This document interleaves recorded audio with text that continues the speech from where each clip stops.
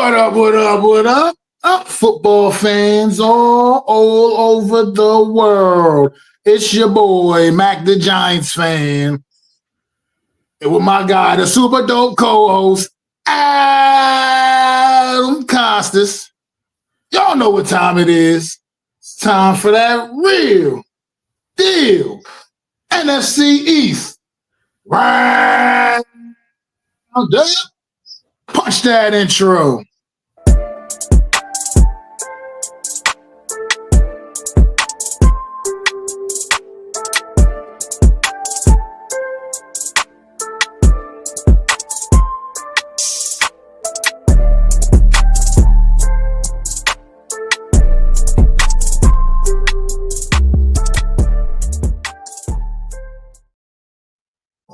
Good afternoon, everybody. Welcome to another edition of the Real Deal NFC East Roundup. I'm Mac the Giants fan, here with my super dope co-host, Adam Costas. How you doing today, Adam? I am good. We're back at it again. Another week in the books. Loving the fact that we can talk about it. Yeah, another week in the books. Another miserable week in the books, man, for the New York Giants fans. But let's talk about them in a little bit. Let's get to it, man. Let's talk about the Dallas Cowboys Monday night. Las Vegas Raiders. And Cowboys came back to life a little bit, man. Started the game off without Pickens or CeeDee Lamb. Had a little issue with their internal issue with the team. They got suspended for the first drive. And then all they proceeded to do was enter the game and wreck the game for the Las Vegas Raiders. So, what's your thoughts on that? Well, it's funny because it's like they were asleep at the wheel the first drive, even though they got a field goal. Right? The Raiders go down and get another field goal. Then they put him in the game, and it was like bing, bing, bing, bing. They just could not stop scoring. They could not stop. Dak Prescott looked like he was healthy from the bye week. They looked like the defense looked good. Those two guys, I mean, first off, let me say this. I don't know if you guys remember back when I was doing more videos and doing draft stuff. I said there was a gentleman out of Georgia who had some troubles off the field who was going to land possibly in the second round. That's what I said, right? And I bagged the table for this guy.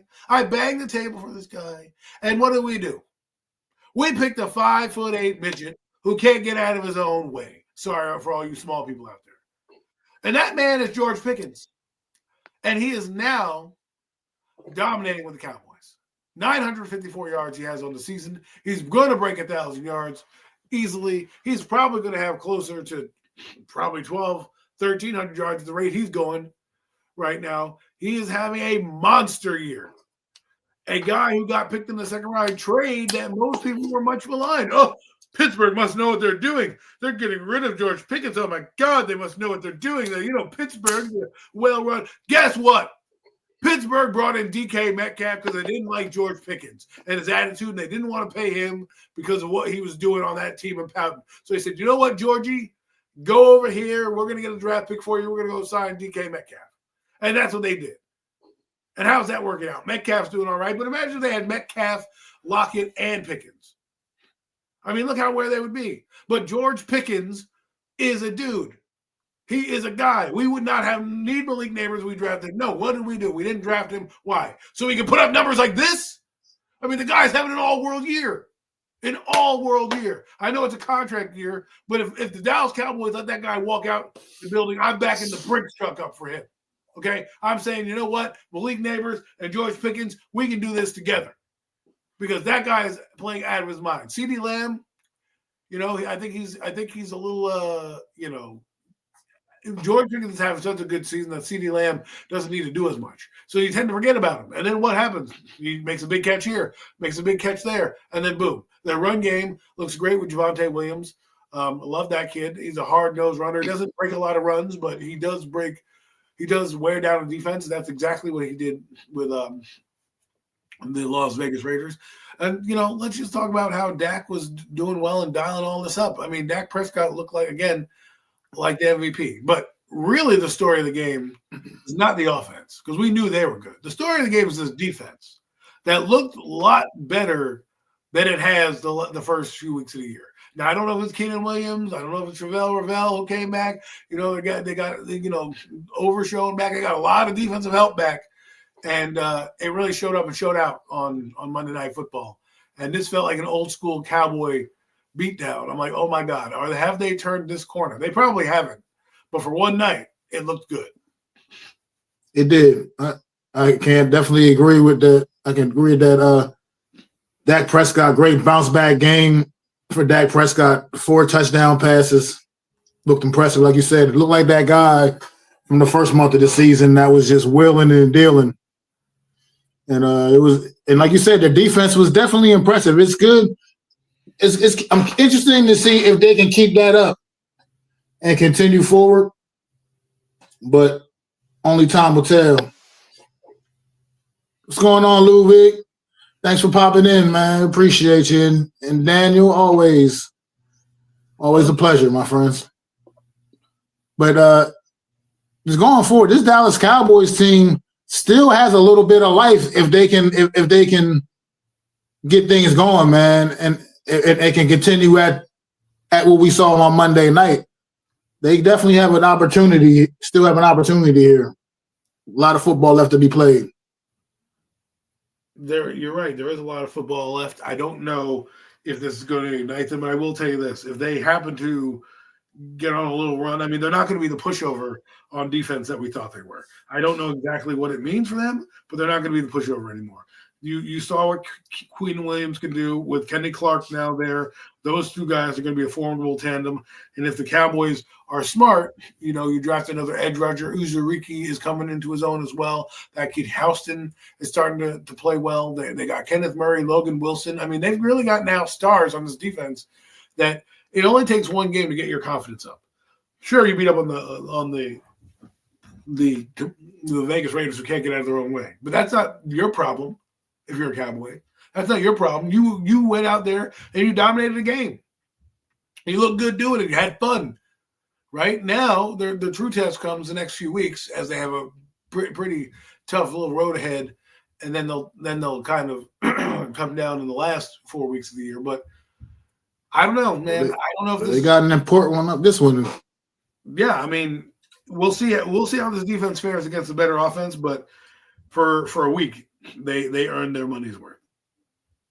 They absolutely did, and I mean, it was just impressive. Like I said, I was impressed watching this football game, watching the way they perform. I mean, not that the Vegas is some kind of all-world good team or anything. Obviously, they're a pretty bad football team, but still, they've got some legit weapons, and the Cowboys handled them pretty well overall. I mean, Brock Bowers had a solid game, but it still didn't. He didn't really make a big impact, so they were able to keep him under control. And I mean, just like I said, it's going to be a matter of what their defense can do, because like you said, their offensively, what they're capable of week to week, but defensively, it's just been where the question marks have been. And if they can play defense the way they did on Monday night, then they could be in a good position. Right now, one game out of 500, or kind of a half a game in a sense with that tie on the record. But like I said, there's a lot of football to be played, and they can play themselves back into this, and it's going to start this week. So we'll talk about that matchup a little bit later, but they got a big matchup this weekend, and if they can get the W, that'll go far. That'll go a long way in determining how the rest of their season could possibly go.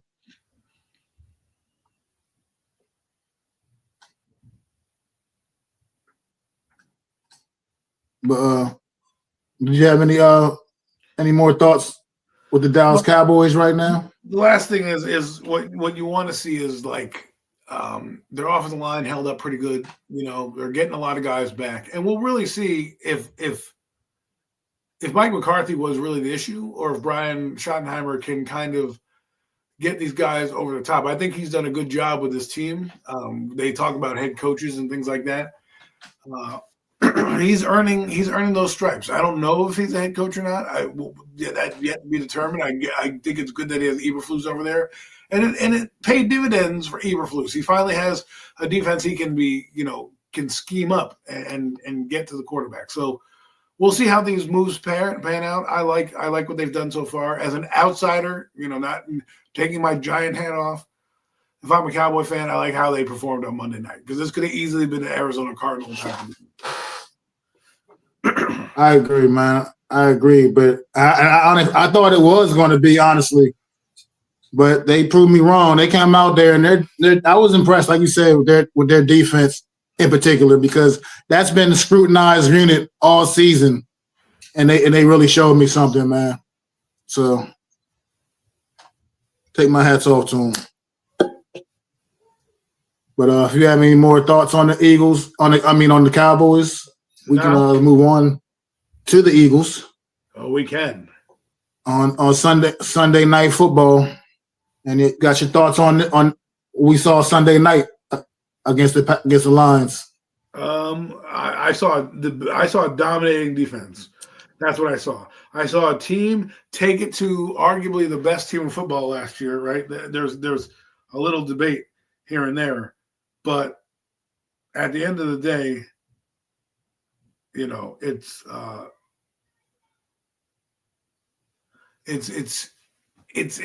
they're good. They're fucking good. Jalen Phillips has been a difference maker. He's been there 2 weeks.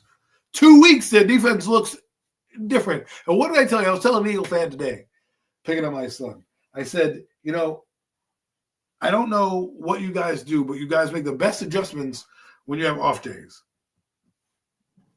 And they had that. They came out of the bye week, and they've come out absolutely swinging out the bye week. And to me, it's like this is next level type stuff. Now my Eagle fan friend, of course, he's complaining about, well, I don't know about the offense. I'm like, stop worrying about the offense, okay? Your offensive problems, you're 8-2, whatever you are. You're top of the league.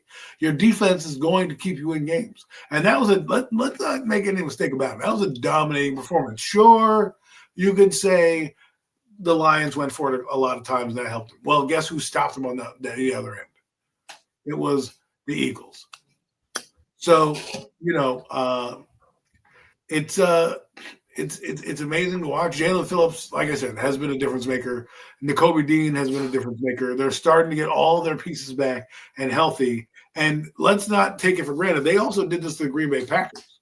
Like, they beat up on the Packer team that has a phenomenal offense, right?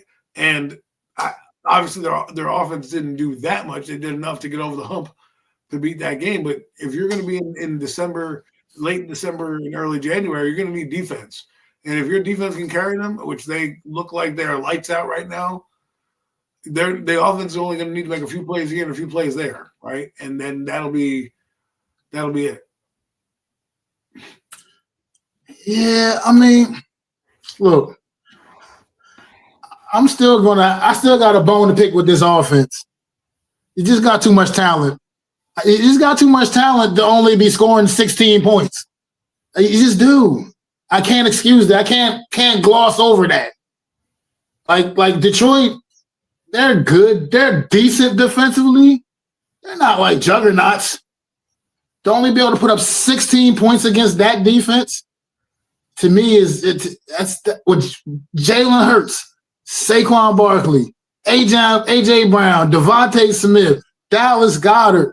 It's just too much. That's too much to only be scoring 16 points this week, 10 points the week before. And I don't want to hear about Green Bay's defense, because Green Bay's same defense played against the sorry-ass New York Giants with backup players all over the place and gave up 20 points to the Giants offense. So, this offense still is an issue. Now, I hear every point you're making about this defense, valid. This defense has been absolutely lights out. Jalen Carter and Jordan Davis in the middle of that defense on Sunday night, they were the wreckers. They were the game wreckers. That was it. Up front, those two were the ones that they destroyed the game for the. They had Jared Goff shook. He had no idea what to do with himself, and that will get you a long way. But you're gonna have a game where people are able to put some points up on this defense, and if offensively you're not able to get things done, I just don't know. That's my only reservation when I watch this Philadelphia Eagles football team is there still seems to be a disconnect when it comes to this offense. But the defense is absolutely lights out. I mean, it's starting to play like they're becoming like a special unit over there. So I do hear you everything with the defense, but I like to see this offense really start looking like what it should look like, if that makes any sense.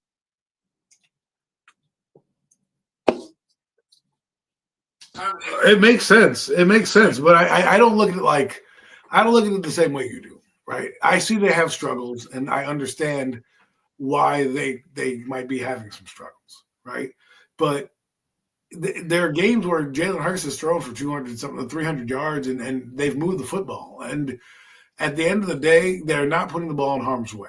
And I think what they've done, I think the element that you're missing from this team right now, what's up, Wales, is they're not running the ball the same capacity with Jalen Hurts as they were before, right? And I think that's a lot that's changed. I think that the new coordinators come in. He's not the greatest, but he's not the worst coordinator. Like the guy they had in 2023 was horrible. I think I don't know. I keep forgetting his name. I think it was Desai or something like that, or Johnson, or one of those guys. He was absolutely horrible, atrocious. He couldn't do nothing. This guy's slightly better than him. Now, my question is, why aren't you running screen plays and getting Barkley the ball in the backfield and doing things like that, the wheel routes? I don't know why it's going to happen, but we'll see how they adjust going forward.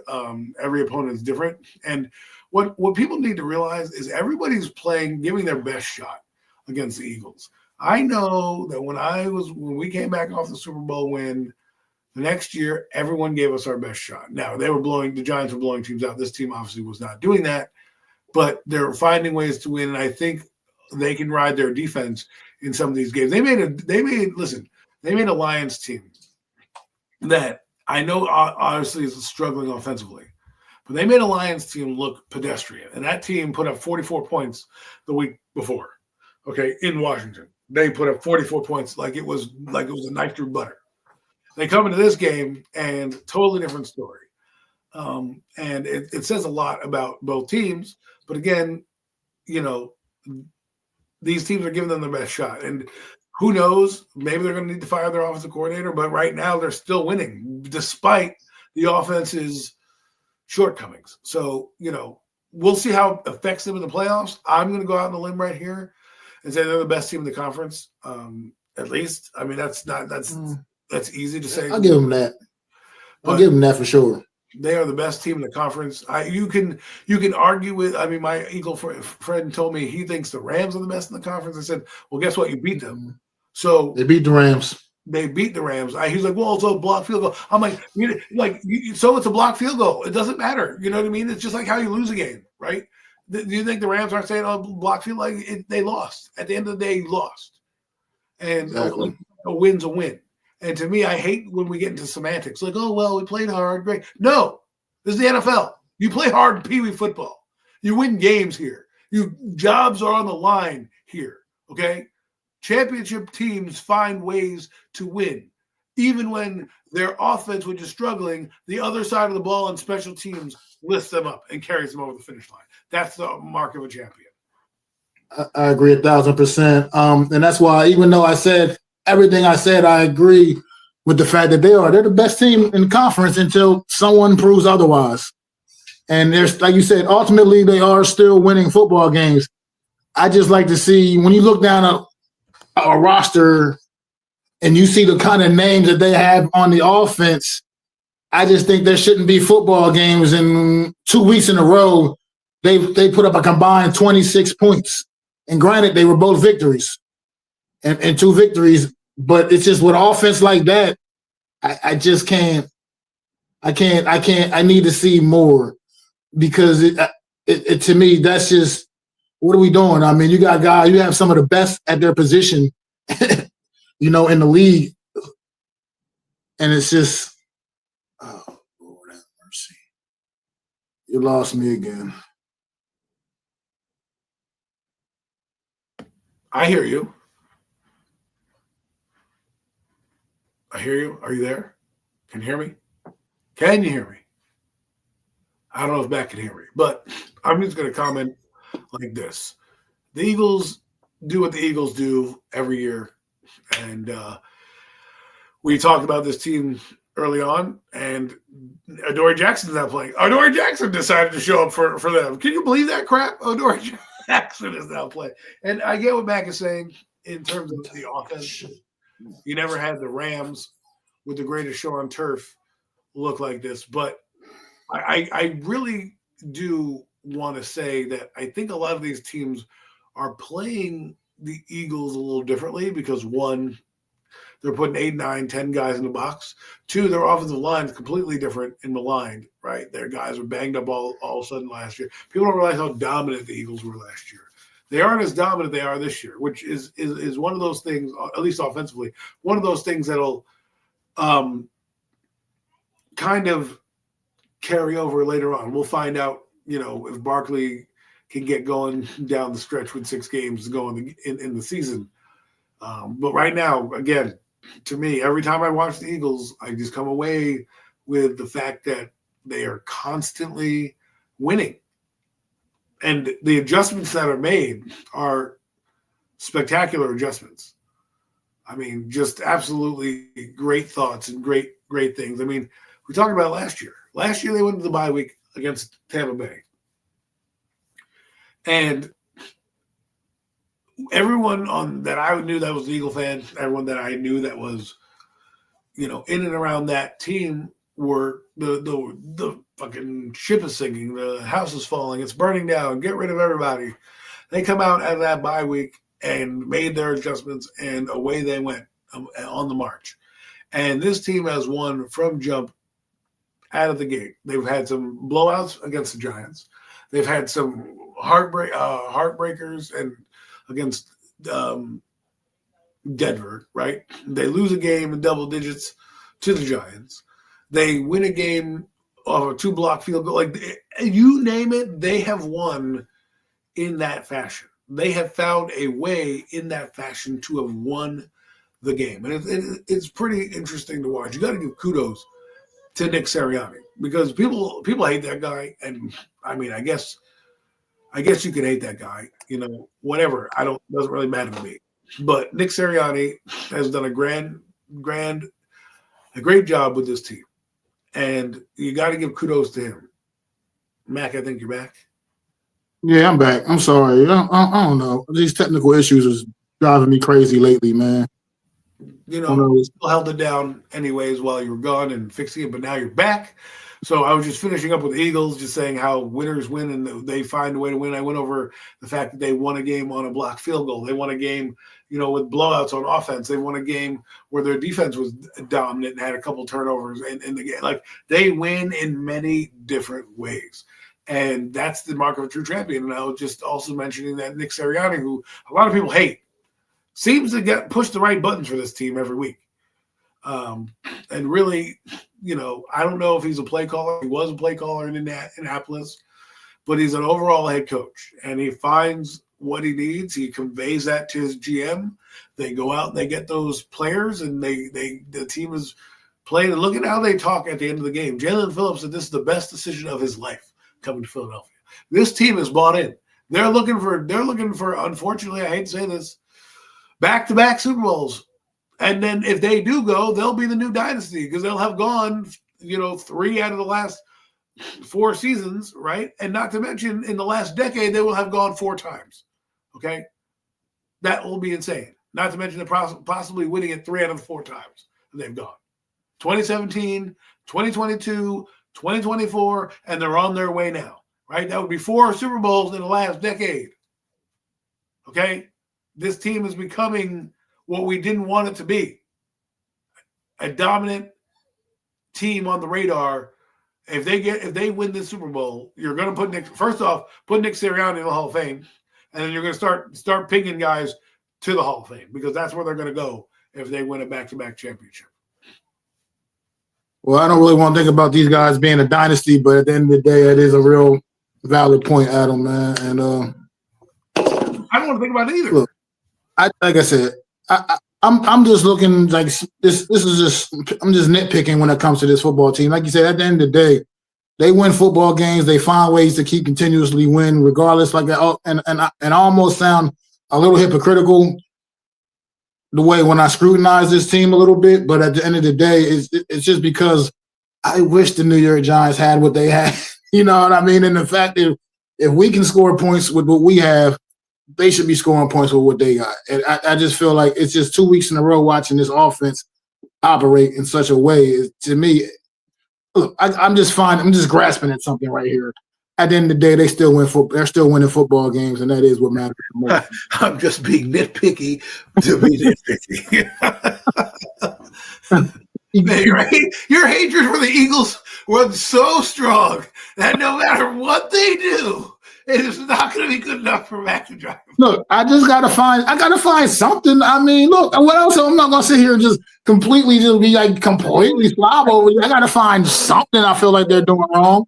And I just feel like that's like the only thing I can think of is their offense is just not functioning like you would like to see it function. That's all. You know, I mean, you got a offensive player of the year from a season ago in Saquon Barkley. You got 2 all-world wide receivers. You got one of the top quarterbacks in the league. That's all. They just keep winning. They just keep winning. I'm never coming there, Tom. No matter what, I'll never be there, man. But I respect them, but I'm never going to be there.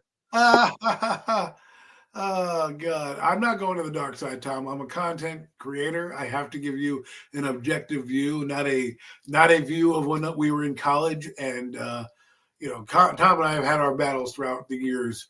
I've lost many of them betting on the Giants against the Eagles. So I've learned my lesson there. Oh, no, I've been stopped doing that. When I just realized it was the trend from even when I was a child, man. The Eagles always had the Giants numbers, man. No matter what, the Eagles always had our number. Yeah, I mean, we used to beat the Eagles with the Coy Detmer days, the Ty Detmer. Oh, well, yeah, that was mid 90s railroad teams. But once they got Donovan McNabb, that was it. that was sandwiched in between the Randall Cunningham and that little Ty Detmer or Corey Detmer or whatever. Yes. Yeah, that was sandwiched in between the Ty Detmer and between Randall Cunningham and Donovan McNabb, and those were those were terrible years. Mike Vick was torching us too for a couple years there. So this how I'm not. I don't remember the Randall years. I respect Randall because of the history of the game, but I came in after he kind of, his shine went down. I came in when the Eagles had Rodney Peete as their quarterback. Okay, Rodney Peete was the quarterback of the Eagles back in the day. I forgot about Rodney Peete. Yeah. The Ty Detmer, then they went to Corey Detmer. They had Bobby Hoying at one point. Like these teams. Went to an Eagles Giants game one year, and Bobby Hoying was the starting quarterback, and we kicked their ass. Doug Peterson in the overtime game in '97 or '98 was an interception to Strahan, and he returns it. So they've, in the mid '90s, yes, we beat the Eagles, but ever since 2000, they've had our number. You too, No Mets. Happy Thanksgiving. We're good, No Mets, man. Appreciate you, bro. Happy holidays to you too, man. But you want to finish talking about the Eagles? Any more to say about the Eagles, or we can talk about that game over in Spain and Barcelona on Sunday morning? We can go to Barcelona. All right, let's go to Barcelona real quick and talk about the Commanders and the Dolphins. This Commanders football team, man, I don't know what to say about them at this point. They're bad. They're real bad. I mean, they didn't get blown out this week at least. It took overtime, but that was against a bad Dolphins team that they were going against, and they still ended up finding a way to lose this one here late in the game. What's your thoughts on this Commander team, and do you see any way of them turning this thing around at least a little bit to have at least a respectable season when it's all said and done? I think they'll win a couple games. I don't think they offensively they showed me that they will be able to win something. Mariota's capable of doing that. Defensively, while they didn't look great, they look better than they have in recent years. Excuse me, recent weeks. But you lost to a goddamn Miami team, which you should have had on the ropes. And because of turnovers and bad play and just overall, they're missing something. And I think even Frank Louvu looks lost. Like that guy was like missed tackles and was out of position. I don't know if the message is not being given to them or just the magic of Jaden Daniels not being there. They just seem defeated. And we'll find out this offseason what they do. They brought in a lot of money to fix the offensive line, between Jeremy Tunsil and a few of the other guys they signed on that line. They brought in Deebo Samuel, who actually looked like Deebo Samuel. Yeah, he had a pretty good game Saturday morning. They're definitely missing Terry McLaurin. Brian Robinson in the run game. They have no direction there because they don't. They actually had better production with Rodriguez in the game, and I think that's something they're going to have to lean on that guy a little bit more. I think he gave him a little bit more juice, a little bit more downhill running. And I do believe if they were in Washington, they would have probably beat Miami because they're overseas. Shit happens. Mariota wasn't terrible. He's obviously what he is now, a backup quarterback in this league, and he's going to be probably the quarterback for the remainder of the year, depending on if ever Jaden Daniels comes back. But I don't think at this point it's even worth him coming back.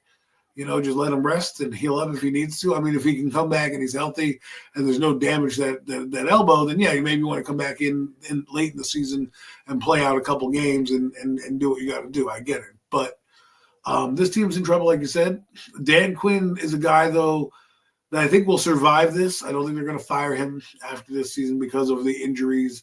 And a lot of their free agency pickups have been, busts. So, Von Miller hasn't done much, and Bobby Wagner's looking old. Their defensive backs is, Trey Amos is a rookie. He's looking okay, looking like he's having some issues. And we need to start trusting our instincts more. Okay, preseason games are what they are. They're preseason games, but you could see a lot of stuff in those games that has carried over for many teams in the season, right? Cowboys, their prolific offense carried over into the regular season. The Commanders had trouble in the offense during the preseason, and during their practices, they were having trouble as well, and things weren't clicking for them the same way. Guess what? They haven't been that way ever since. Even when they won game one, we said when they won game one, they played their C game and still beat the Giants, right? This team is right now badly beat up, badly being outplayed, and it just looks like their depth and talent is really taking a hit. Because if you look at it, they got rid of Emmanuel Forbes. You know what Emmanuel Forbes is doing? Playing for one of the best defenses in the league right now. So, it really goes to show that sometimes you just got to take it with a grain of salt and don't shoot your shot too quickly, because I think that's what they did with, like, the Giants. They were like, oh, well, we're a Super Bowl team because we went to the NFC Championship game, and here we are.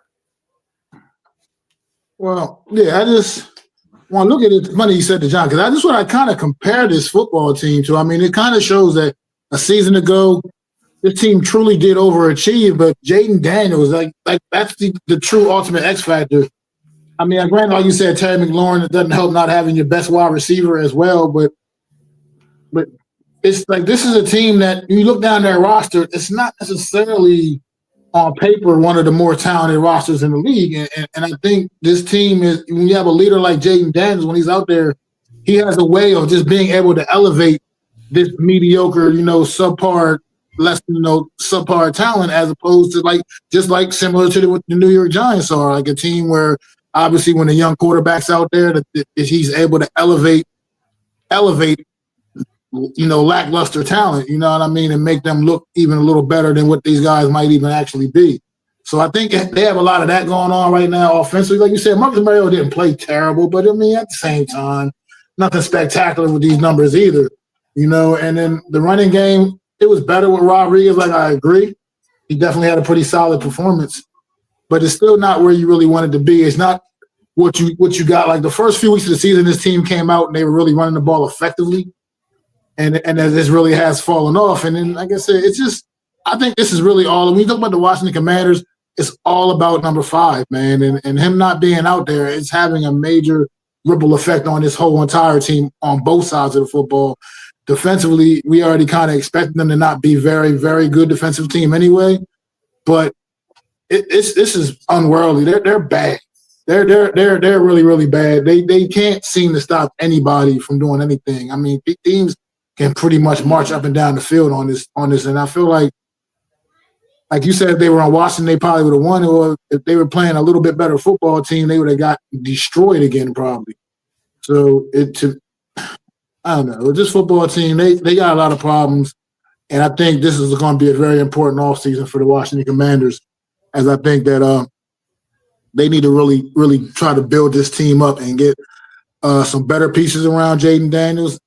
I need to really build this offensive line up, because it's still, they have issues on that offensive line as well still, because obviously the injuries sustained to Jaden Daniels this season. I know it's not necessarily put him on the offensive line necessarily, but he needs to really they need to build that unit up front for their franchise quarterback, and they got to really get some dogs on defense. Their best guys are just what it is that their best guys are like you said, the Bobby Wagners, or he's just behind us. He's not in his doing his. He's beyond his best playing years. You know what I mean? He's a good leader on the field. Don't get it wrong, and he's still effective, but he's just not that same guy anymore. They need to really get some more beef on that defense, man. Some guys that can really get after it and be some difference makers, man. I think that's what it is. They don't have enough difference makers on this unit, man. Like I said, you got a good game out of Deebo Samuels. Finally, again, after we were actually talking about it last week about how he's really been ineffective. But he came out there and that he was kind of an X factor in the game, as a matter of fact. But I don't know. I just think this Washington team, I think that right now they're just hanging on by a prayer at this point, man. And I think they better hope they're able to get Jaden Daniels back just to be able to finish the season out a little stronger. Got a comment here. I guess what's even funnier is that Dallas actually thinks they're back. Listen, I don't think Dallas thinks they're really back. I just think they're going to try to,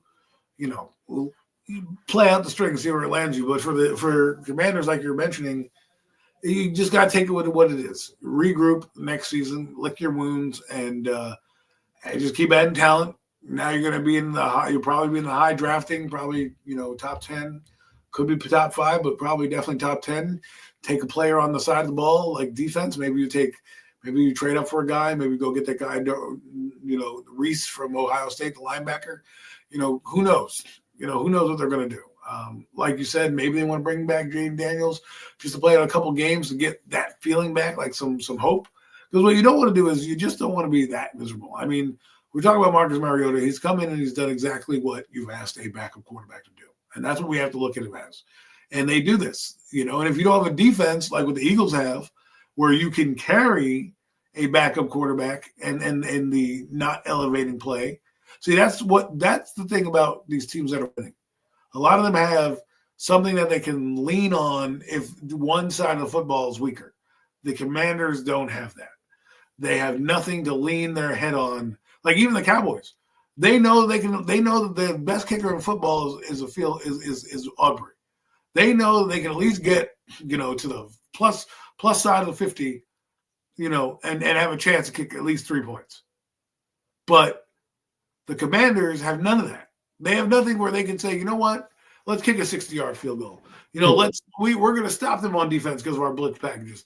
They don't have that. And a lot of people have figured it out. That's what happens when you play. You get figured out. The guy, Joe Witt's not a great coordinator. Dan Quinn is going to take a little while. I think next year you'll see him implement his own defense. But we'll see. I agree with no Mets here, man. They whether you like it or not, if they got a big game this weekend, and if they come up and they can come up on a winning and win this football game this weekend, they are right back in the thick of things. So, and imagine that. Imagine if they win, right? Imagine if they do win. That'll be incredible because I'm not saying they're going to reel off any, victories, but I do believe I want to see how they fare, right? Let's see if because they remember the game from week 1. And so, we'll talk about it in a minute, but we'll talk about it. To land this plane, the Commanders don't have something they can lean on anymore. The run game's not great.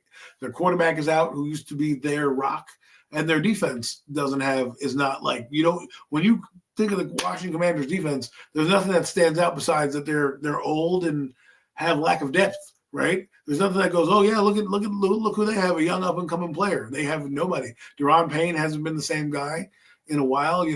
Like we said, Dedrick Wise has been injured. Von Miller's playing a shell of himself. That's an interesting point as well, Rob. That's definitely an interesting point, man. He said the Eagles understand how to win high leverage games. The rest of these NFC teams are frauds. In the playoffs, they fold like a cheap suit. I mean, as of right now, I gotta agree with that comment to an extent. The Eagles, we'll see when the Eagles get to the postseason. It's like a whole different animal, man. So we will see, man. Yeah. I mean, we talked about the Eagles and the championship pedigree that they have, and we'll see. We'll see if a team like the Rams gets home field, or if because if the Eagles get home field, they're representing the Super Bowl, just hands down, bar none. So every game for the Eagles is one step closer to, that number one seed. Well, there is another team we can talk about in the NFC that I think they're about maybe one more win away from probably being somebody we need to really start looking at a little more seriously. Carolina. And that is the Chicago Bears. No, the Chicago Bears in the NFC North Division. Team is I'm not worried about them. This team is on a roll. I think they're a team that can bring that energy kind of similar to what we saw from Washington a season ago. And be that type of team that gets in and makes a little bit of noise, surprise some people, man. I think they just they're building confidence up each and every week. I'm just not making them out to be some super major threat, but they're a team that you might have to keep an eye on. They're like about a win away, I think. Right now they're sitting at the top of the NFC North Division right now, if I'm not mistaken, or at least tied for the top for the lead in that division. Everybody lost. I think that'll change this week, but everybody lost. You're right. See, the thing about the Bears is if they, and I know it's the NFC East show, but to your point is I'm just worried a little bit about their defense. Their offense is pretty good. Their defense is opportunistic, but if they can, their strategy needs to be score early and often to make the team go into passing mode, and then that'll allow your pass rush to kind of, make some disruptions and maybe tip the ball out. And obviously the Bears know how to turn the ball over with C.J. Gardner-Johnson and Brisker and a few other players back there. I think that's how they're going to win. I'm not necessarily giving them a threat yet. It's not that I don't disagree with you. They've quietly gone about their business. But let's see this week. If they win this week and they get 8 wins and they're really kind of in that mix, then we're going to have to start talking about, hey, maybe this team is a team that can make a run. You never know. You never know what could happen in the NFL. You just got to get there. They could be Washington this year. That's what I mean. They're kind of giving me that energy from like Washington from a season ago. Well, their offense is Caleb Williams is playing with a lot of confidence right now. A lot of confidence, and he's making the plays. His kids definitely looking like that number one overall pick that he was. But like I said, I don't want to get too deep into Chicago because we can talk about them on premium takes and stuff like that. We don't need to talk about them. This is the NFC East roundup. Kind of went down a rabbit hole a little bit, but I just think they're one of those teams that we just need to look out for down the second back half of the season. But I could be wrong, and we'll find out in another week or two. We'll probably have a clearer picture for sure. Oh, well, we're going to have a clearer picture in the next 3 weeks, next week and a half, because there's a lot of NFC North teams playing each other this next couple of weeks. And, by Thanksgiving, you'll have kind of an idea of the remaining 4 games left on what could transpire down the stretch. Absolutely. So let's get to it. Let's get to what we do. We're at that segment now, folks. Talk about Sunday afternoon, 1:00 p.m. MetLife Stadium. New York Giants hosting the Green Bay Packers. Once again, MetLife Stadium looking like a home game for the road team, but this time, the Giants, came out with a little more fight, and they still came up on the short end of the stick because they are the New York Giants, and no team in this league knows how to lose football games like the New York Giants know how to lose football games. So, Adam, go ahead, man. Let's talk about it, bro. Man, this team, I don't want to hear about moral victories. They looked okay. Sure, great. Good. They ran the football down. You know why they did that? Because they know they can't keep up with Green Bay, who, by the way, probably should have hung 40 on us. Okay? They probably should have hung 40 on us. But I digress. All right? I do like what, I guess, Kafka did and some of the things he did offensively. Defense is still the same. You changed the head coach, but you didn't change the problem on the defense. We were scoring points with Brian Daboll. The offense wasn't the issue. Hell, Brian, we had those Bears that you were talking about on the ropes. We had Denver on the ropes. We can go down the line. We beat the Eagles. We're one of the only two teams to beat the Eagles, okay? We have done things with Brian Daboll. So, to me, it's great that they're all well and good. You lost the football game. And you lost the football game on things that we know about. Jalen Hyatt and Jameis Winston. Jameis should have had 3 picks. There could have been 2 pick sixes in there the way he was throwing the rock. He lucked out. He lucked out that Green Bay is sleepwalking through their opponents. The Green Bay Packers played a C-plus game. They got the answers to the test right when it mattered most at the end of the test. Okay? But they could have dominated us. When they lost Josh Jacobs, they weren't running the ball the same way. They didn't have as many possessions because the Giants were marching the ball downfield incrementally and getting first downs and taking fourth downs and being aggressive. It only matters if you win. If you lose, it's just another one on the radar screen. And to me, the defense, we obviously know what the big story is this week, and that's Abdul Carter. I'll let you have your moment in the sun with him, but there's no accountability to this team. I don't want to see Mike Kafka as the head coach. I don't care what he does. He already, to me, losing this game is already, to me, donezo. You're already done. You're not. You would had to win out, and going this Sunday, I don't think you have a chance against this team coming up Sunday. So this was your shot. And again, Tyrone Tracy didn't have 100 yards. They just moved the chains. Jameis Winston wasn't great. He was average. The Dolphins did what they had to do, but where was Isaiah Hodgins? He was on the roster. And you cut him. For what? For Darius Slayton? And don't get me started with that little Wan'Dale Robinson, okay? Like, what is that? I'm sorry. This is because this is what I'm talking about with this New York Giants team, though. Like, it's so opposite of what we saw a season ago, because this team a year ago was so on point.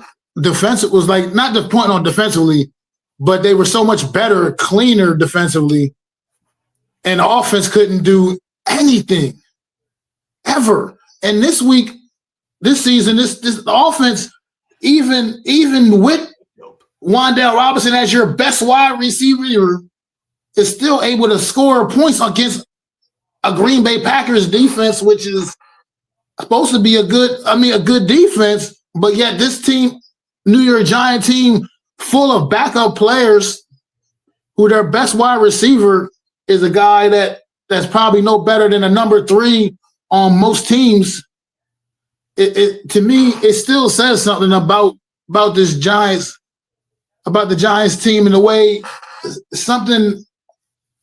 I don't know what it is all the way, but like you said, definitely needs to be a change defensively, because that was the one thing that was absolutely the same in this football game. But I also feel like when it comes to Mike Kafka, he managed his football game better than what we've seen Brian Daboll throughout the year. I mean, he made some decent decisions. He made some gutsy calls. And for the most part, they were paying off. I mean, New York Giants won the time of possession in this game, I don't know, I feel like by over 10 minutes. And that's usually a recipe for victory. But once again, like I said, this defense came on the field with an opportunity to shut it down. And they once again failed at the task. Now, I hear everybody talking about Brian Burns and his 12 sacks or whatever it is he has, and that's all well and good. He's having a great season. But where are those plays when it matters the most? I feel like who was it about listening to Mike Francesca I was listening to, and he made me realize that, like, wait a minute, he's right.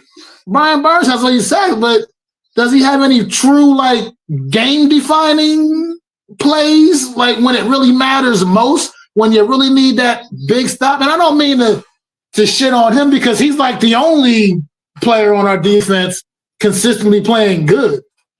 But it's just something to make you think like, well, he's kind of, it's a valid. Like you're not making these plays when we need that critical stop. Like where was that big sack on that 3rd and 10 where Jordan Love just sat back there, bought time until he finally was able to find somebody down the field on a play in which if you get off the field right there, the way that we were running the football offensively, most likely you're going to burn the clock down and win the football game. So to me, I take issue with this defense. The offense is what it is because we understand that offensively we just don't really got shit. But the fact of the matter is they go out there and scrap and fight. And it was one thing with Jackson Dart, but we saw that same effort offensively with Jameis Winston out there too. And you're right. He threw a couple of bad passes that could have been picked off. But that's football. It didn't happen. Other quarterbacks do the same thing too. So I'm not going to shit on them because the Packers didn't make the plays that were there for them to make. We do the same. I mean, all teams do the same thing. There's something where you just don't make the play. I mean, it just is what it is. The point of the period is, once again, this offense played a football game where they were good enough to win the football game, and the defense, as usual, let them down. And yet we're still here. Shane Bowen is still the coordinator. Everything is still the same. Nothing's changing. So that's why I expect to see nothing change the rest of this way. People in here no mess defending Wandale. Okay. But, I get it. You guys like him. Wandale Robinson. No, I like him. I don't like him as a number one receiver. Exactly. No. That's what I mean. Like, to me, like Wandale Robinson, there's a million Wandale Robinsons across the league. I'm not worried about him. He doesn't just do it for me. There's limitations to his game. I'm sorry that there's a little cult following behind him, about him. But to me, like the guy over in Dallas, George Pickens, right, who's absolutely balling out right now, who would be a difference maker on this team right now if we had him. But we don't, because we want Wandale Robinson, who's not a difference maker, who doesn't do everything, who I can't stand these guys who do things when there's nobody, like against Dallas, when they have a sieve of a defense. I need you to produce now. I need you to produce like George Pickens is a second-round pick. So is Wandale Robinson. But who's having the better year? Who's making differences week in and week out? Wandale's doing his part, but he's not like doing as much as he should be. I mean, Hodgins outplayed him. Hodgins is not even on the team and outplayed him. Okay? So, and he's an undrafted rookie free agent that came from Buffalo. He wasn't even drafted. He was so well thought of, he wasn't even drafted. Comes in and outplays the starting receiver. And I'm looking forward to his rapport with Jackson Dart. And the next regime needs to keep that guy because all that guy does is make plays. I mean, I hear you. Like, what the thing with Wandale is, I think what it is because he's being thrusted in a role on this football team that doesn't fit what he does. Like I said, I agree. Everything you're saying, like, I agree. To me, he's a complete, absolute slot guy, maybe a third wide receiver, like I said, on most football teams. But if he's the kind of guy, though, if he just got two legit guys on the outside, he could be effective. And that's why I don't have that same level of, like, I don't feel the same way about him quite as you do, because I think he does. He can bring a value to your football team. I think the New York Giants are just continuously using him the wrong way because it may be because of that second-round draft status that's why they keep continuously putting him out there, acting like as if he's something that he is not. And I mean, that's just what it is. I mean, he is limited in things that he can do. So I agree with you, everything you say there. But at the end of the day, right now, he's the best we got. And that's unfortunate. And the fact of the matter is he's still been pretty effective, man. He's been pretty effective when called upon. I mean, he's right now the most targeted receiver on the team for obvious reasons because, like I said, he's pretty much the best guy they got. Hodgins came out there and did make some noise, and that was all well and good. But and that's good to see a guy be able to come in and step in, and he's been here for the last couple of years, so it wasn't like he was bringing him in. He was somebody already familiar with the offense, and it's worked out. But I just think that, like I said, I feel like we understand the limitations of this offense as far as the talent on the offense, but to me, they're playing above the X's and O's. If you ask me, because of their limitations, just from a talent standpoint, and the fact that how effective they've been able to be throughout this season thus far, putting points on the board, like I said, functioning like a real NFL offense, something we haven't seen from the New York Giants offense in years. I mean, it's the results aren't what we want, but can we really blame the offense? The offense is going out there and putting points on the board legitimately week in and week out.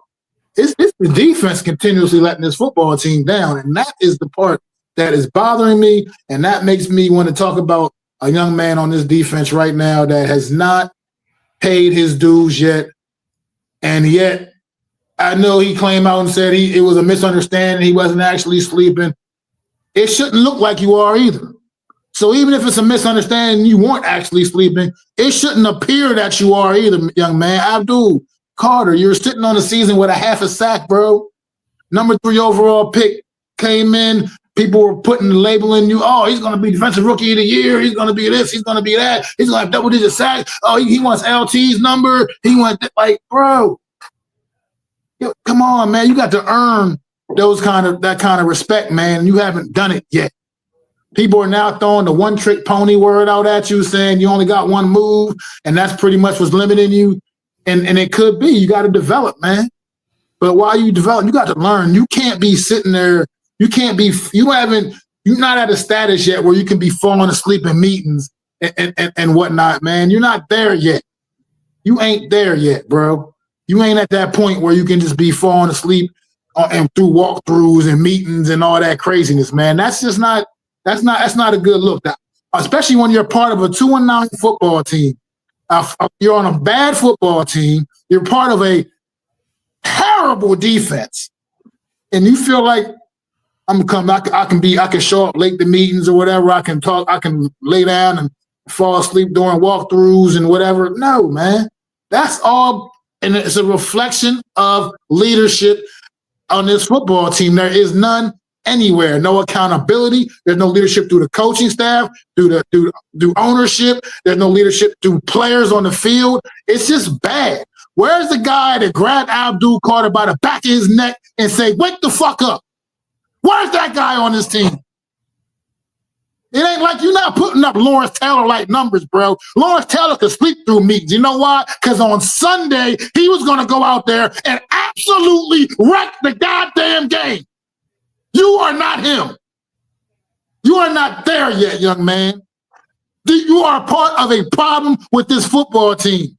And someone needs to step up and be a leader for this football team. And who is it going to be? Because I don't see that person on this roster right now. Got me drinking Mad Elf.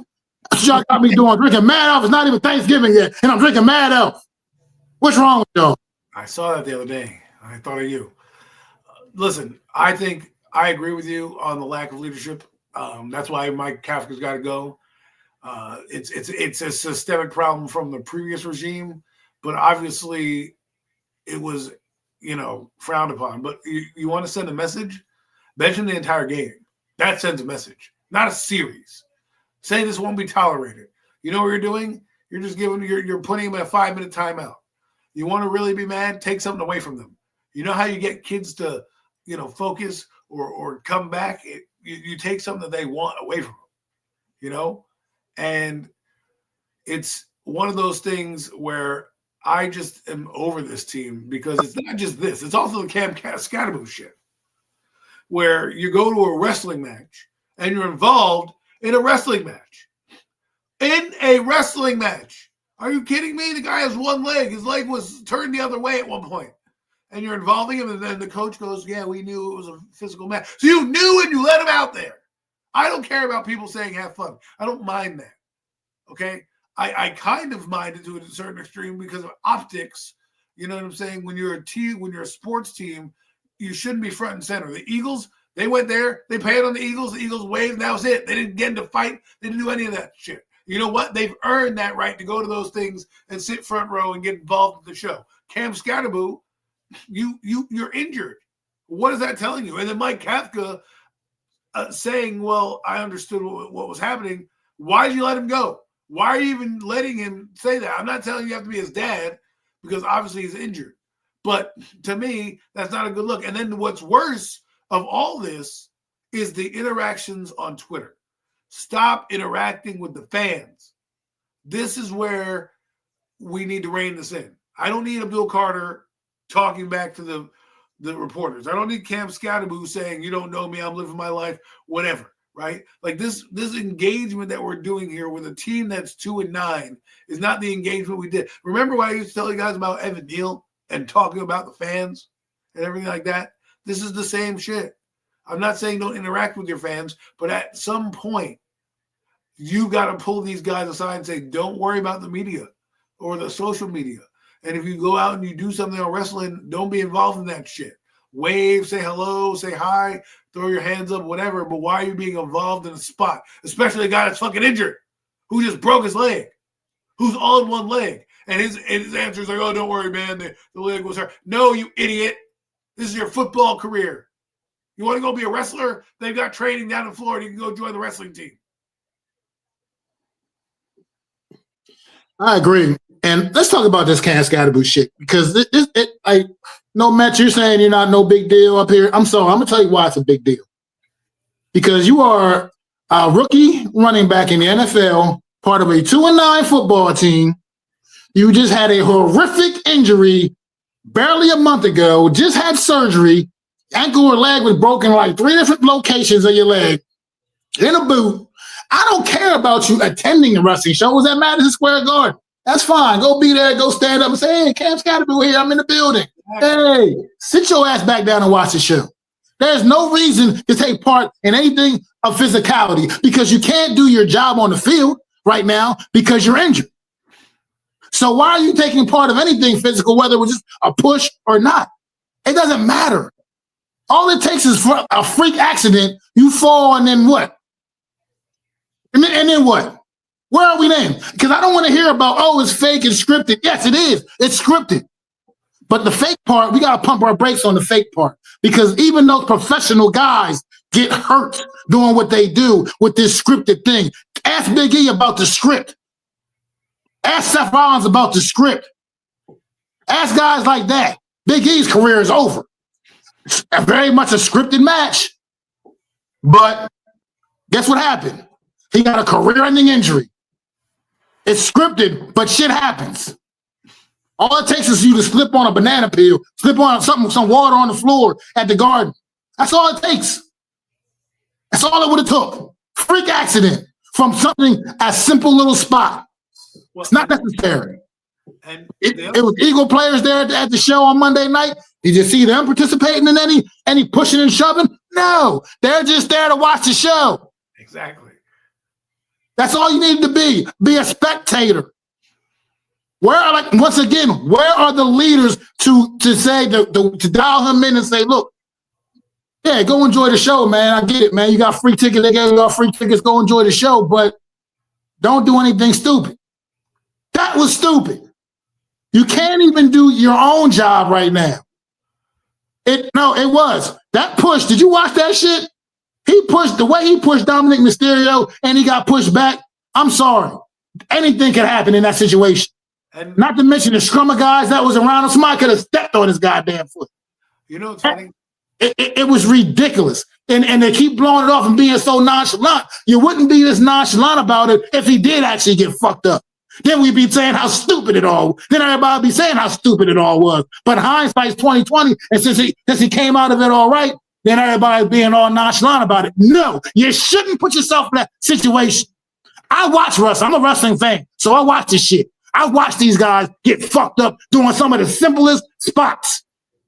Liv Morgan is on the shelf right now. I know she's a female, but either way, she's a professional. She's on the shelf right now from what was basically a basic ass like body slam in a match. Yet it's been matches she's been in where she's been thrown in the walls and the cages and all kinds of shit and walked out perfectly fine. But in this one other match, a simple little body slam or whatever it was, put her on the show, and she's been on the show for months. Anything can happen. You don't take risks unnecessarily. It is, and for another thing, it's in season. That's another thing. It's one thing if it was off season and you're at the event and you're doing a little something for the fans. This is in season. Another reason not to be participating in that shit. Right. It's just, to me, it's the word you like to use, Adam, optics of it all.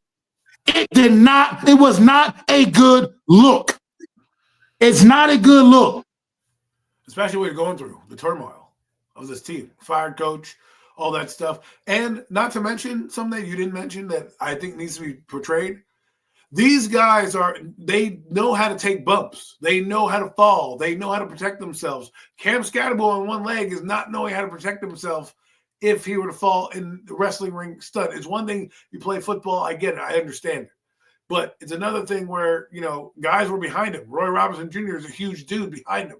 How do we know he doesn't get pushed? How do we know fans don't get excited for that and push a Roy Robinson Jr.?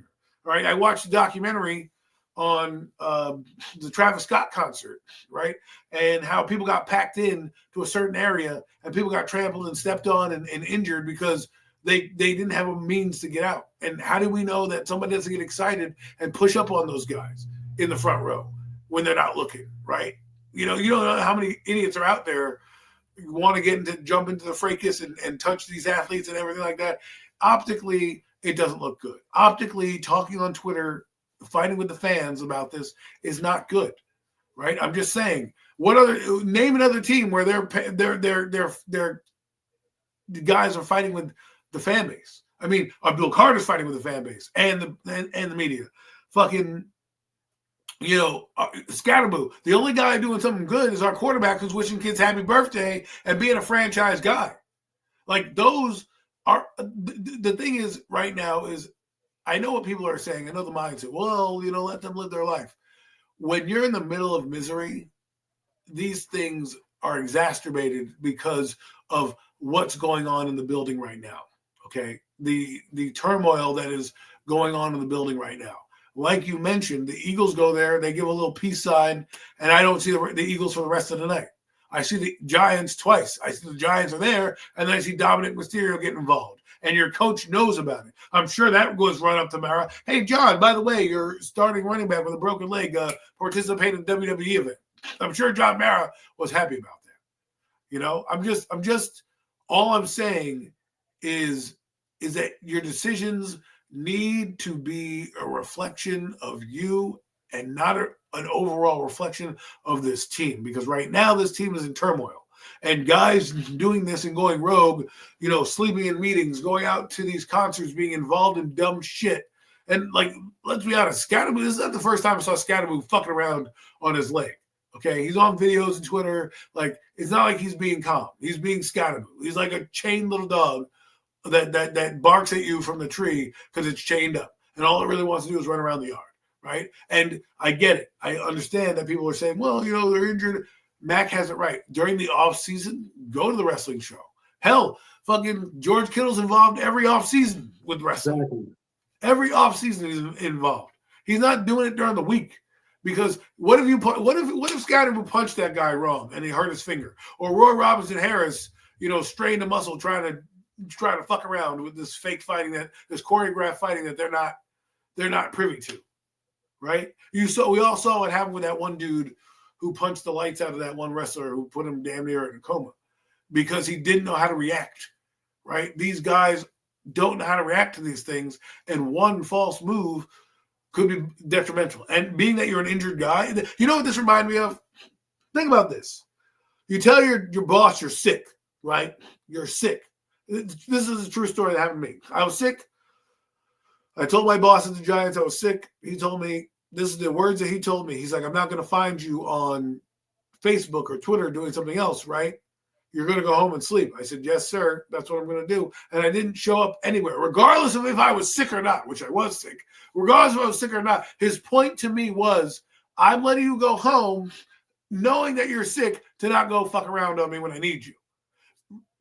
Cam Scatterboo should not be doing this. That I understand going to the concert or going to the event, fine, but don't be involved in this. I don't need to see you. Hell, I don't need to see you at the event. A guy that's injured, I don't need to see you there. You should be at home rehabbing, chilling, out of the spotlight. You know, it was one thing when you were, you know, fully on your feet and you're jumping around in the Knicks game doing all that. That's fine. I don't care about that. But when you're injured, it doesn't look good. It's like when you call out at sick and then you end up on the, you know, the news or something, or you show your boss the Facebook photos and he's like, wait, that was the day you were sick and you're at the amusement park. I thought you were sick. You know what I mean? That's how it looks. And to me, that's why I'm a little upset by it. I don't necessarily care that he can live his life, but optically, when this team is going through it, you don't need this. And what is worth? It's a lot of blame to go around for this. And shame on WWE as well, because WWE asked Cam Scatterboo to do something they don't even ask their own employees to do. Right. When they got guys on the shelf, injured guy, like I said, Seth Rollins, he's mobile. He can walk around, but he just got his whatever knee or whatever surgically repaired, whatever he did, whatever had something with his leg or something that he got surgery on. He's up walking around, sure. But where do you not see him at? You don't see him down there at ringside or anything like that, participating in anything physical, because he's still rehabbing. So they don't even ask their own employees to work while they're injured, but they want to get you. They want, let's get this rookie, this young guy. He's stupid enough. He'll come out here and still do something anyway. And sure, that's what I mean. This is bull. It's all bullshit. And being nonchalant about it, you're only nonchalant because nothing did happen. Because ultimately he did walk away okay. And because you know he walked away okay, we're going to blow it off like no big deal. No, it's a big fucking deal, because George Kittle was a great example. He's a big fan of WWE wrestling, and you see him at a lot of wrestling events. During the offseason, you do see him even kind of mix it up a little bit, but it's during the off season. It's not while his team needs him and depends upon him. Now, I get it. Cam Scatterboo won't be playing another game for the Giants this year, but he's got more important things to do. More important things to do. Things his mind should be focused on than being in a pushing contest with Dominic Mysterio. Sorry, guys. Sorry. I can't get jiggy with that. No, Mets. I understand what you're saying. But if you're an employee or a boss of you think John Mara's happy that fucking Scatterboo's pushing Dominic Mysterio? You think he's happy? You know, I understand what he's doing, but you think he's happy? We're not. Listen, we're not having a crash out. We're talking to you about the lack of leadership on this team, the lack of accountability on this team, the lack of awareness of what things look optically.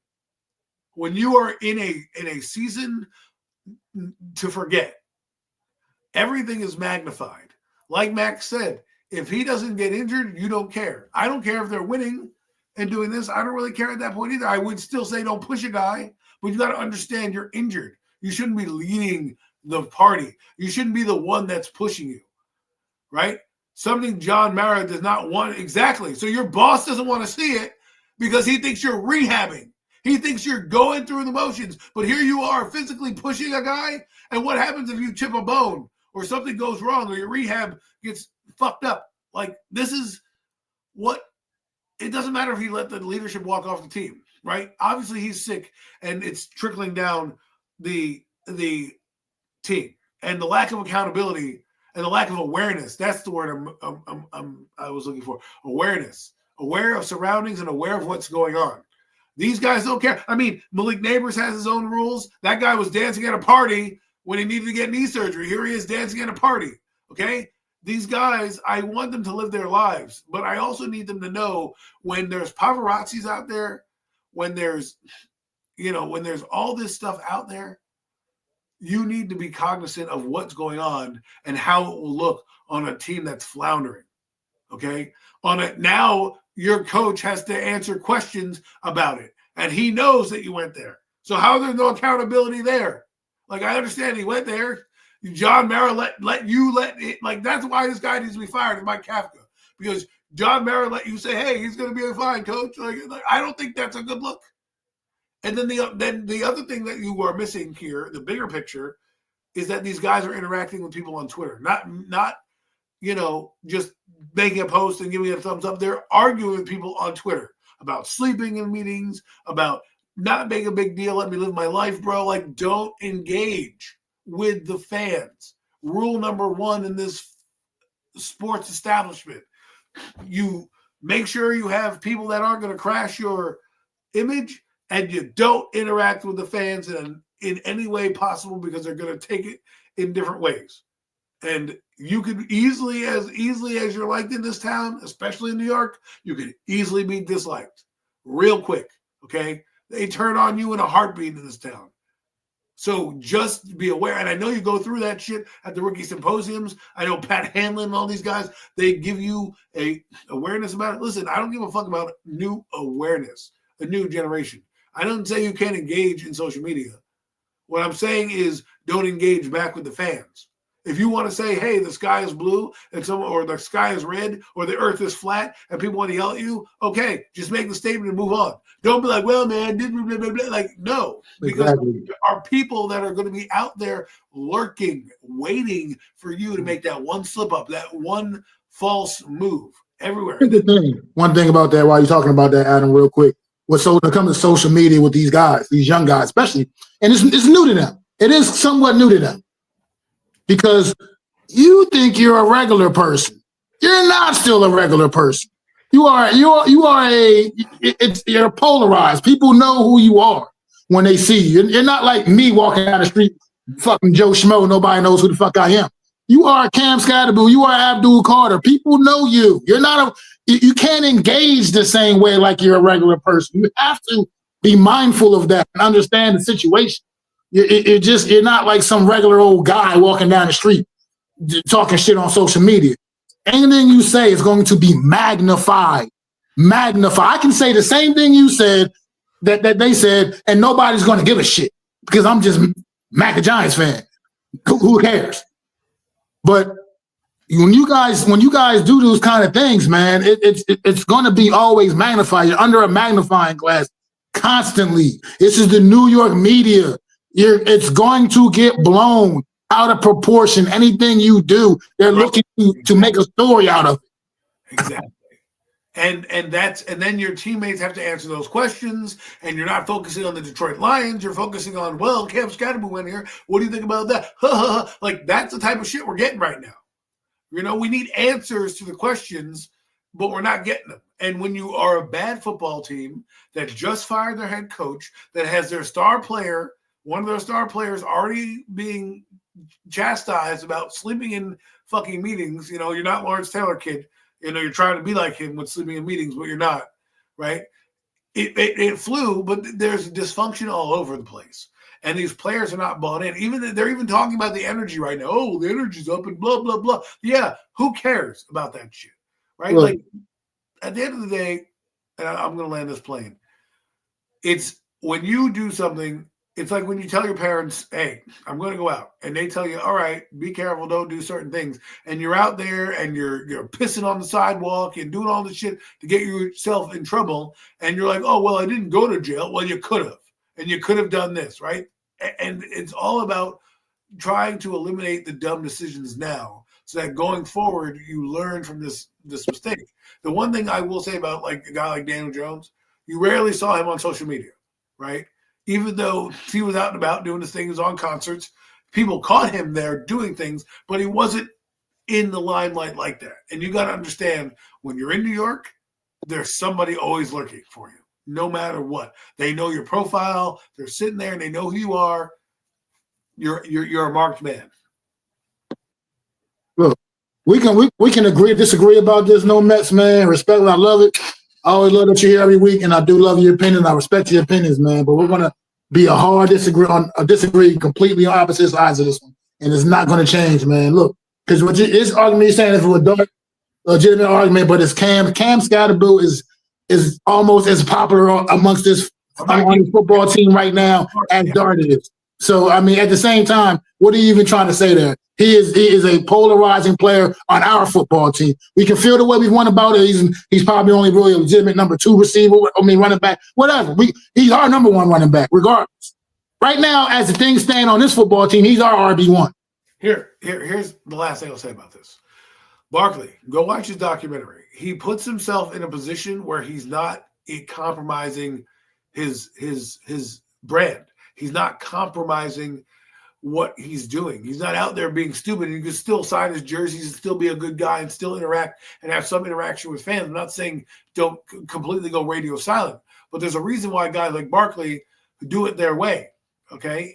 They don't get it. Like Barkley was here 6 years. I saw him once at a bar with like Eli Manning or something. You know what I mean? Like I don't see him out there. Cam Scatterboo, to me, is instead of rehabbing or fixing or whatever, he's bored and he's out there and he's doing stuff and he's making a brand. And I get it, you want to have a brand and all that. But again, when you talk about the grand scheme of things, we could say, oh well, if it's Dart, I care about it. You have to hold everybody to the same accountability. If it's bad for Dart, it's bad for everybody else. You can't just say, well, Dart's the exception to the rule. No. That's the problem that this team has, is guys are held to different standards, even with the coaching staff, even with the fan base, right? Accountability matters. Optics matter. Things like this, when you're having a bad season, only pile on to the bad season. I agree. Like Joe up here saying, man, what's going on too, bro? I appreciate you being here. But like you said, if it was a sprained ankle, whatever, but it's a career-ending injury, possibly. I mean, it was an injury that looked like, it's not a career-ending. Apparently, he's coming along pretty well, but it's an injury that when it happened on TV, I remember watching the TV, when it happened, they wouldn't even cut back and show it on the camera no more because that's how nasty it was.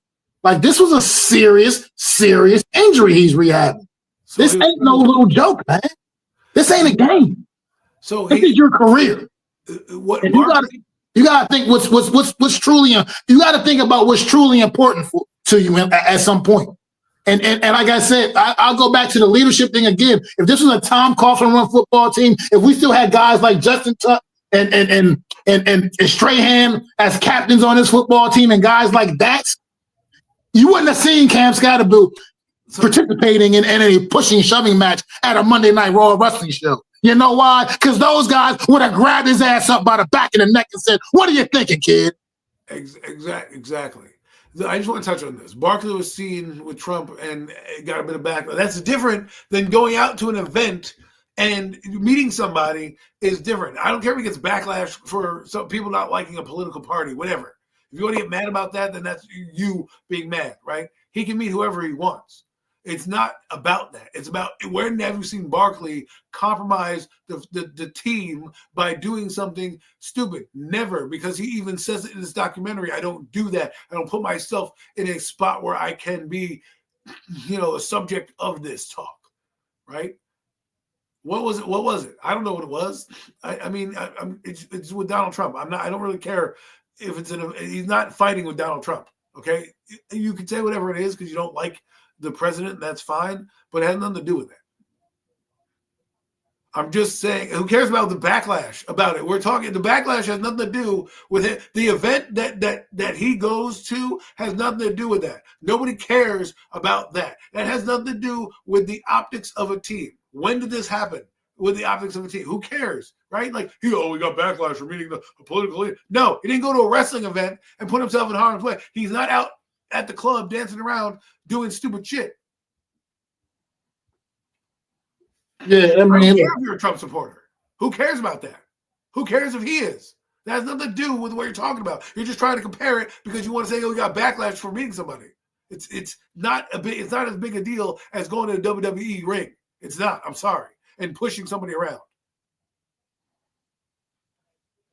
I mean, it's just the point. Look, obviously, we're not going to all agree on this. And you guys, everybody, look, I don't want to make it seem like you're not entitled to your opinion. I just don't. I feel like this is a 2-9 football team with a lot of problems. And that's just, once again, we're talking about all the wrong things. Because the fact that we're even spending time talking about this already tells you about how utterly stupid it all is. Like I said, I don't know what Barkley did with Trump, so I don't really care. But you obviously care because you got backlash because of people having that has nothing to do with football and physicality. Who cares? I'm talking in circles. All right, no Mets, keep it moving. Let's go. Let's move on to the previews. Let's get ready because we got to get ready to wrap things up soon. Let's talk about the Giants going out to Motown, taking on the Detroit Lions out there in the heart. And I feel like we're going to get what we've seen most of the season, the same similar type of football game from the Giants. And ultimately, I think we're going to lose, just like we do every other game. So, Adam, what you got, man? What game? The Detroit and Giants on Sunday. I think it's going to be a bloodbath. I really do. If it's a bloodbath to me, I think they're going to be angry. I think they'll be really, beat down. I mean, Detroit has a great running game. Jamar Gibbs had 100 yards against the Eagles. I think he can easily eclipse that and more. So, but I don't think it's going to be that. I think the defense is going to be exposed again, and they're going to have I think this is the get-right game for the Lions. That's what I think. See, here's what I think. I think we're going to lose, like I said, but I think it's going to be in similar fashion. I mean, I thought the same thing about Green Bay last week was going to come out and be angry after that loss against the Eagles and then come out and the same way. They were in Detroit. I know their offense is a little more explosive than Green Bay's, but at the same time, defensively, they're not as good a team defensively. It's also easier to move the ball on the Detroit Lions than it is the Packers as well. The Giants were successful moving the ball against against Green Bay. I think they'll have a lot of the same success against Detroit moving the football. The problem is I don't think they're going to be able to outscore the Detroit Lions in this football game. And I think that's where the difference is going to be. I think that the defense is going to once again let them down in most crucial of opportunities probably. And I think we're going to see a similar type of game. I mean, the Giants have literally only been flat out, got their ass handed to them pretty most part, like maybe twice this season. I mean, the Eagles, that second game, pretty much dominated the whole game. And I guess that you could say that first game of the season against Washington, or Washington pretty much. Other than that, the Giants have been competitive in every single other game they played this season against the Chiefs, against the Cowboys, and against you saw against Green Bay a week ago, the Bears. I mean, they've been competitive in these football games. And I think that it's going to be kind of the same this week too, possibly, where they're going to be able to score points, whether it's Winston still at quarterback or if Dart can clear protocol, which he still has not done yet. But it's just a matter of that's what it's going to come down to. It's going to come down once again to this defense not being able to stop shit especially when it matters most. Because I mean, even against Green Bay, for the most part, they held up for the most part, and then when it mattered most, they couldn't get the job done. So to me, I think we're going to see that same similar thing, man. That's just what the Giants seem to be. They seem to be that team where it just does nothing else. The first three quarters almost don't matter. And once you get them to the fourth quarter, go ahead and feast on them. And that's what this Giants team has been, unfortunately. And I think that's we're going to see something similar. And I do hear you. Jahmyr Gibbs, David Montgomery is one of the better 1-2 punches in the league for sure. And the Giants don't stop the run very well. But Detroit is who they are. And they'll give you opportunities. And if it's going to be up to this defense if they want to try to step up and make some plays. I think the one matchup that really is concerning is I don't know, anybody matches up with Jameson Williams at all on this football team. I find that's going to be a mismatch all day long for the Detroit Lions, no matter who is trying to cover that guy. He is an explosive playmaker down the field, and he does truly worry me. But I mean, I'm not acting like Amon-Ra doesn't exist. I mean, I understand how great he is too, but I feel like we can at least kind of. You're picking the Giants? I'm picking the Lions. Absolutely, no. I'm picking Detroit. Come on, picking the Detroit Lions. I just think that it's going to be a similar type of game what we've seen from the Giants most of the season, whereas they'll offensively compete, move the ball well, pretty somewhat efficiently. I think they need to really lean on the running game this week and keep Detroit's offense off the field. And if they can do that, they actually would have a chance if they can successfully do that. But I just don't see it. This defense just does not inspire me to believe that they can stop anything or stop anybody. So I got to go with Detroit, man.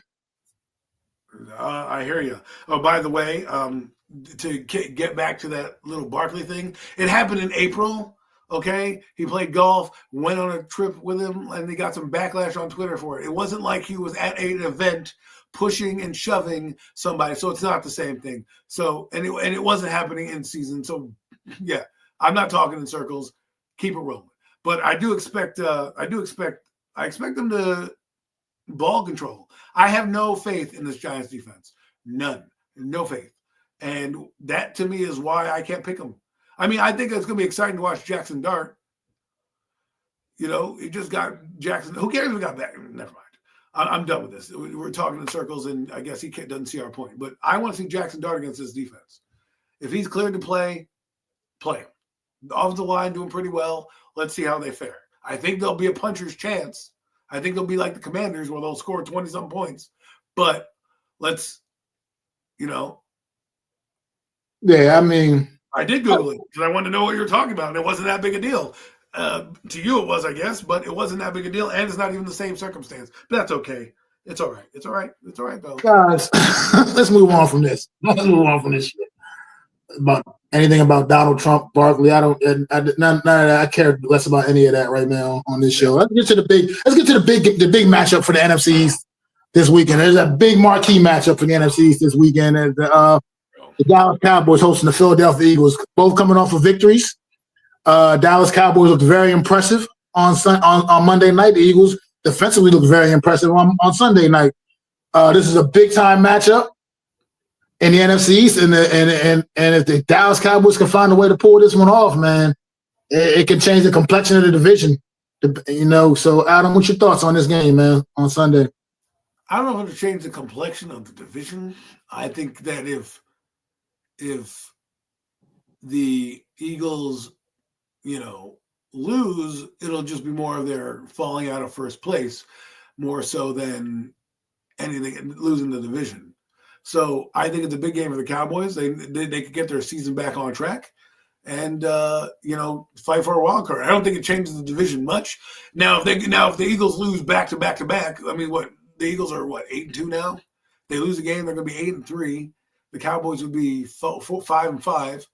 So then the Eagles would have to lose the next. I don't see that happening. So it's more of a big game. I see it's a division game, so anything can happen, but I don't think it's going to shape the division. And I think the Eagles are going to run away with it. Just like you thought I didn't like Jackson Dart because you know everything. Well, I mean, when I look at this, the Eagles, you got Dallas this week, and then they got Chicago, which we don't know what can happen in that game. I don't think that the Eagles will lose to Chicago. Look, I can't count Chicago out right now. They're playing really good football, man, and they're getting it done, and they're finding ways to get it done as well. Lost to Chargers. You never know what they expect from that team. Okay, that could be it. But look at the Cowboys schedule. How are they gonna how many games are they able to catch up? Right? I mean, you gotta look. Right now the Cowboys are sitting at what? They're one game, like a half a game under 500. They were at 5 losses, I think, 4-5 and 1. I think the Cowboys are, and the Eagles are sitting at 8-2. The Eagles lose this game. Cowboys win.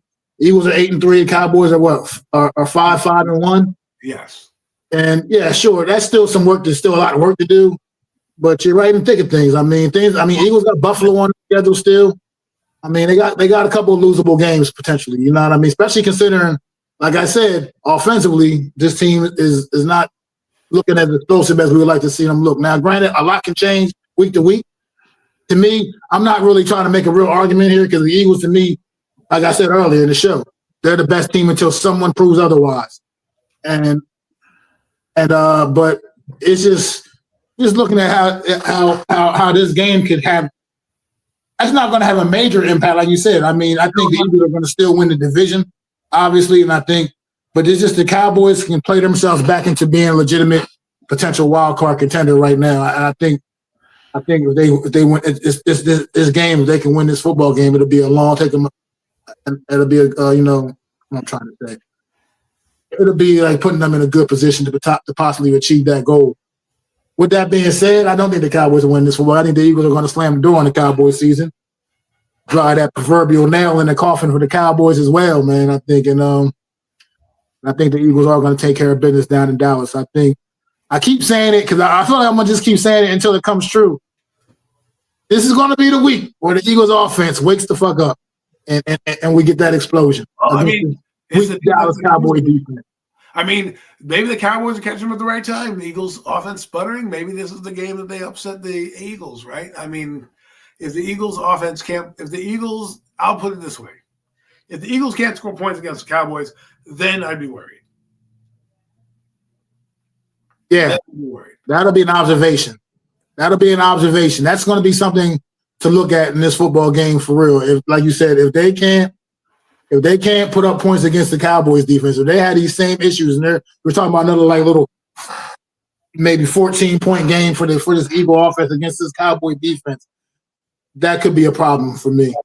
So that'll be something to keep an eye on in this football game. So who are you going with in this one?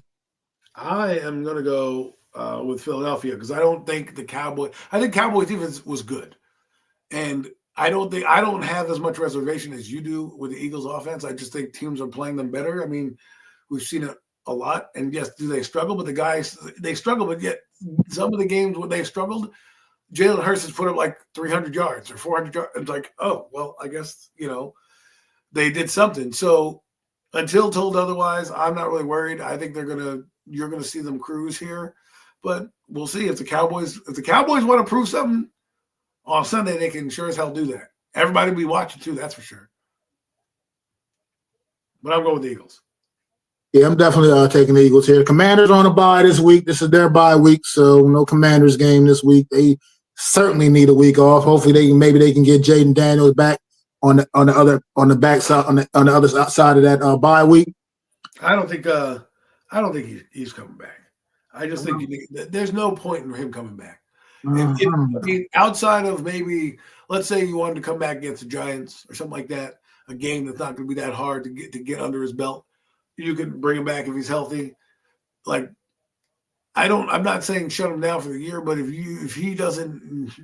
you are worried about him at anything, like you're worried at all, just shut him down, right? Worst case scenario. But this is the NFL and gambling takes place all over the place, so they're probably going to put him for those reasons. I have my own reasons for not wanting that to happen. Obviously, I have a fantasy playoffs to think about, and I want Jaden Daniels on the field. And that's just what it is. So you've proven my point. That there are fantasy people waiting for you, Jaden. Get back out there. But they got some tough. Right, they got some tough games. I mean, they got Denver on the back end of the bye. Coming out the bye, they got Denver, Minnesota. That's two tough defenses back to back before that Giants game, and then they got 2 games with Philadelphia to close the season out. 2 games in less than same way the Giants played Philadelphia. 2 games in 3 weeks against the Eagles. So, Cowboys they end their season with 4 consecutive division games. The Washington Commanders do. Wow. Giants, Eagles, Cowboys, Eagles. Wow. Schedule makers did them no favors with that. I mean, I know the division is kind of weak. Giants, Cowboys, they're not necessarily super tough, but it's division games. So those all bets are off in division matchups all the time, man. So let's see, man. Washington, they got a tough road ahead of them. They probably got the toughest schedule in the league the remaining way, as a matter of fact, looking at their schedule. Like it could be potentially the toughest schedule in the league the rest of the way. So good luck to them. But Adam, you got any final thoughts before we get ready to wrap up the show, man? No, just let's hope the Giants keep it close so it's not too much of a bloodbath. Other than that, I'm looking forward to that Eagle-Cowboy game because I really want to see the new Cowboy defense against that Eagle offense, and if they really are struggling, or if they just played 2 solid defenses the last 2 weeks. I mean, it's a possibility, but like I said, we watched this New York Giants team play against that same Green Bay defense, man. And I'm sorry, they had much different results than the Philadelphia Eagles did against that defense. And they're talking about a New York Giants team that did not have nearly the talent the Eagles offense had. I hear you on your points you make. Like you said, teams get fired up a little bit more to play the Eagles and stuff like that. A little more, but it just, it's the only thing that concerns me about the Eagles is that. Other than that, this is a great football team still. And look, they're on their way potentially to another title run, man. So they look poised to defend that title. Unfortunately, I hate to say that. I think if Winston plays, they're gonna. Because I guess I was saying about the Detroit defenses, they up front, sure, they got some dogs up front. I mean, Aiden Hutchinson, the other guy, I can't remember his name right now, but he's pretty good too. Up front, they're legit. But that back end, you can throw all over the Detroit lines. You can pass all over the Detroit lines, and I think if you got Winston out there, he can take advantage of that with his, he likes to throw the ball down the field. He can take advantage of that. And if Jackson Dart's out there, he's just Jackson Dart. He's just good. And I think he can take advantage of that Detroit defense as well. And so it's like I said, I think this game comes down to the New York Giant defense if they're able to step up and make any kind of plays. And I don't think they're capable of it, to be honest. So that's the difference in this football game. It's going to be the difference in this football game for me. But, guys, it's been a great show. Appreciate y'all, man. Got a little hot up in here. Everybody, we all have got to respect each other's opinions, different opinions. We're not all here to agree on everything. But look, at the end of the day, it's good, healthy to get things out on the table and let you know how everything's feel, man, how you feel about certain things. And I definitely appreciate y'all being here for the show. No Mets, no Nets, no Jets. Lou Vig is in the building earlier. So a couple other guys been out here. I appreciate you guys, man, and just make sure y'all continue to tune in, man. We'll be back next Wednesday. We'll talk about it because it's the day before Thanksgiving, so you never know what we got going on. But we'll talk about it. So maybe we'll be back next Wednesday. Something might be a different time. Me and Adam will put our heads together and figure it out. We're all good, man. All right, and we'll figure out our show time, and we'll give you something next week for sure, man. Thank y'all for tuning in once again to another edition of the Real Deal NFC East Roundup. I am Mac the Giants fan. This is my guy, the super dope co-host, Adam Costas, and we'll see y'all next week talking about the NFC East once again, man. I'd like to thank you all for listening. If you was feeling this, please take time to subscribe and smack them likes. Feel free to drop a comment. Let me know what you think. Don't forget to ring that bell so you know when I'm dropping new content. It's your boy, Mac the Giants Fan. You can find me on Twitter, YouTube, and Facebook at Mac the Giants Fan. That's MACDA Giants Fan.